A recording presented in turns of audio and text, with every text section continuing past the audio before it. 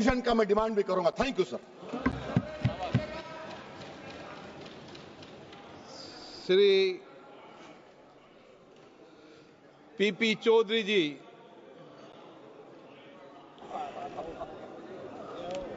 जय हो सर। धन्यवाद अध्यक्ष महोदय। बहुत सुनने को मिला भी लेटेस्ट ओवैसी जो हैं उन्होंने अपनी बात बताई कि भारत के संविधान के तहत फंडामेंटल राइट का वायलेशन है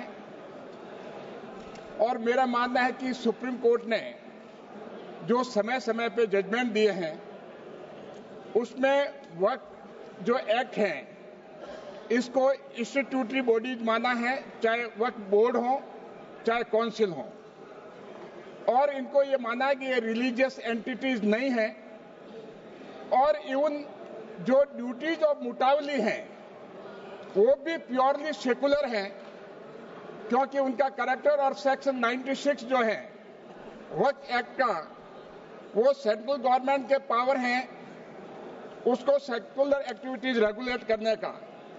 तो इससे साफ है कि जो फंडामेंटल राइट की जो बात करते हैं चाहे आर्टिकल 14 और 15 की हो, चाहे फ्रीडम ऑफ रिलीजन की हो और चाहे कल्चरल और एजुकेशनल राइट की हो, चाहे freedom to manage religious affairs की हो, ये इस कैटेगरी में नहीं आता है। और जहां तक वक्फ संपत्तियों की बात है, टोटल 8,72,000 में से सिर्फ अगर डीड जो बनी है 1,088 संपत्ति की बनी है और वक्फ बाय यूजर जो है वो करीब 4 लाख संपत्तियां हैं। वक्फ बाय यूजर जो है बहुत महत्वपूर्ण मामला है।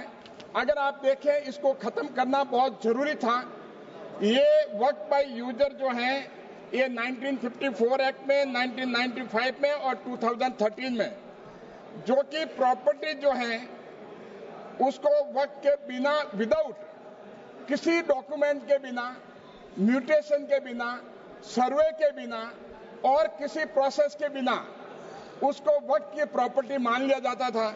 और उसके बाद में आप देखिए जो 2013 में जो अमेंडमेंट आया है सेक्शन 40 में, मैं सेक्शन 40 जो है आपको हवाला दूंगा क्योंकि काफी लोगों ने सेक्शन 40 के बारे में बताया है। तो अगर सेक्शन 40 अगर पढ़ लिया जाए उसके बाद में तो इतनी पावर है उसके साथ में कि कोई भी प्रॉपर्टी जो है उस प्रॉपर्टी को वक्त के तहत में ट्रीट की जा सकती है क्योंकि किसी तरह की डीड की और डॉक्यूमेंटेशन, सर्वे की और कोई प्रोसेस की जरूरत नहीं है। उसमें लिखा है सेक्शन 40 में, decision if a property is a वक्त प्रॉपर्टी द बोर्ड में itself collect information regarding any property, even parliament की भी, जिससे कि किसी तरह की प्रॉपर्टी की, any property which it has reason to believe, क्या क्या क्राइटेरिया, क्या ऑब्जेक्टिव कंसिडरेशन है टू बी ए वर्क property, and if any question arises whether a particular property is वर्क प्रॉपर्टी और नॉट, और whether a work is a Sunni or a Shia, it may after making such inquiry it may deem fit decide the question. ये final power जो है बिना किसी आधार के complete जो है इस एक्ट के तहत सेक्शन 40 में दिया है उन्होंने, that decision of the board on the question under this section unless revoke or modified by the tribunal be final. जो डिसीजन है अगर सिर्फ और सिर्फ ट्रिब्यूनल को पावर है और ट्रिब्यूनल के बाद में कोई अपील का भी प्रावधान नहीं है, तो ये जो अभी एक्ट में जो है अमेंडमेंट एक्ट में जो प्रावधान किया है इसको ओमिट करने का काम किया है, ये बिल्कुल जस्टिफाइड है।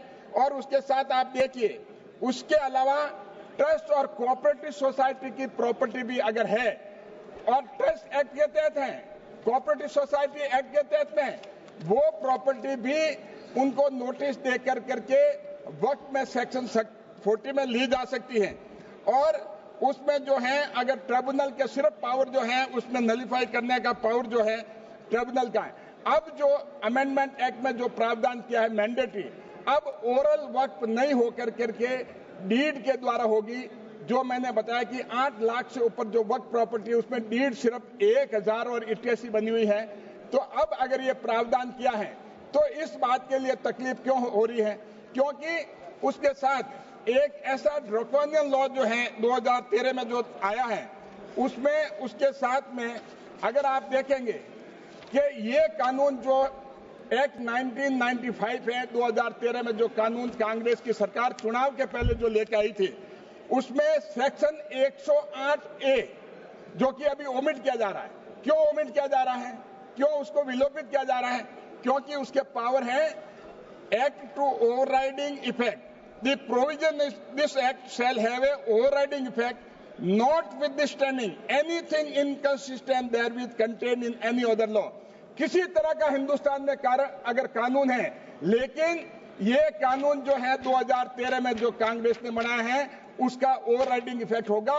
इसका मतलब ये होगा कि प्रोटेक्शन जो है सेक्शन 40 को अगर किसी तरह का कानून होगा, चाहे इवेक्यू प्रॉपर्टी भी हो, वो भी प्रॉपर्टी हो, तो उस एक्ट के भी जो इवेक्यू प्रॉपर्टी के तहत गवर्नमेंट ने अगर प्रॉपर्टी इस सेंट्रल गवर्नमेंट की मानी गई है तो इस 108A के तहत में ओवरराइडिंग इफेक्ट होने की वजह से प्रॉपर्टी जो है वक्फ की मानी जाएगी। तो कहने का मतलब है कि हिंदुस्तान के जितने भी कानून हैं उस कानून से ऊपर जो है 108A 2013 में लाया गया और माननीय मंत्री जी ने जो ये विलोपित किया है और इसको ओमिट किया है 108A को, ये बिल्कुल जस्टिफाइड है और भारत के संविधान के सम्मत है।